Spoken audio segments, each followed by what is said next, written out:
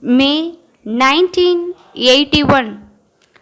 Ladies and gentlemen, I have great pleasure in addressing the Health Ministers Conference today.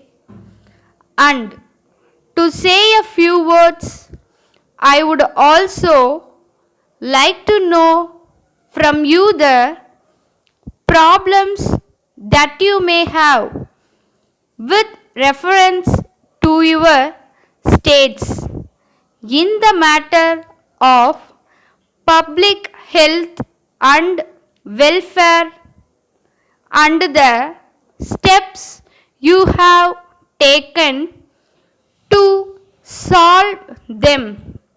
The idea is that the experience of one state may be useful to other states in dealing with similar problems. As far as the central government is concerned, the Minister for Health of the Government of India, who is also present here, will explain to you during the discussions that will be held in the next 2 days about the various schemes that the central government are implementing for the improvement of health and general welfare of the people. Perhaps some may think that only a small percentage of the national income is set apart for medicine and public health, but it should be remembered that the large sums of money that are spent under the various other heads such as education, irrigation, agriculture and industries also serve the purpose of raising the standard of living of the people and thus contribute to their health and welfare. Take for instance education. The number of schools and colleges is increasing every year.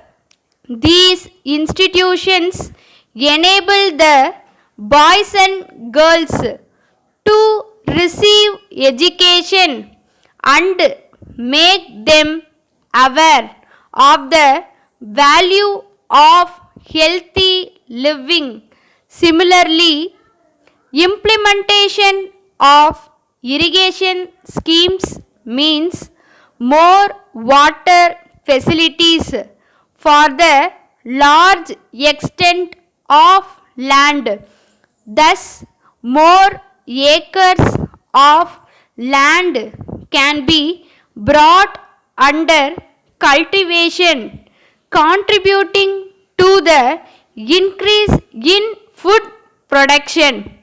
To the extent people get their requirements of food, they will be free from hunger and will be able to lead a healthy life. The housing schemes that are implemented by cooperative house building societies and other agencies will also help the people to live in comfort.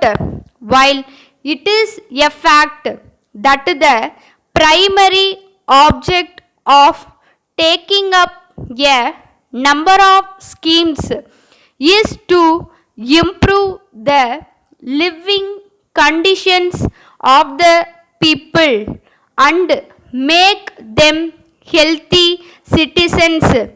It is also necessary to pay particular attention to prevent the spread of diseases and to provide medical facilities within the easy reach of the rural people. In this connection, we have to take a serious view of the tremendous growth in population and see that the rate of growth is reduced. Letter from the Managing Director, Das and Company, Anna Salai, Madras, to Messrs. George and Company, Coimbatore. Dear Sir, we are in receipt of your letter of the 10th instant in response to our advertisement in the newspapers regarding the sale of our tea estate in the Nilgiris. We are glad to inform you that the price of rupees 30 lakhs offered by you for the estate may be agreeable to us, but we are not in a position to accept it at this stage and give you our decision immediately, as the matter has to be placed before the board of directors of the company. We propose to place this subject before the board for its consideration and decision at its meeting to be held in a few days. We shall inform you of the decision of the board in due course as desired. We shall be glad to accept rupees 5 lakhs in the first instance. Yours faithfully. Thank you.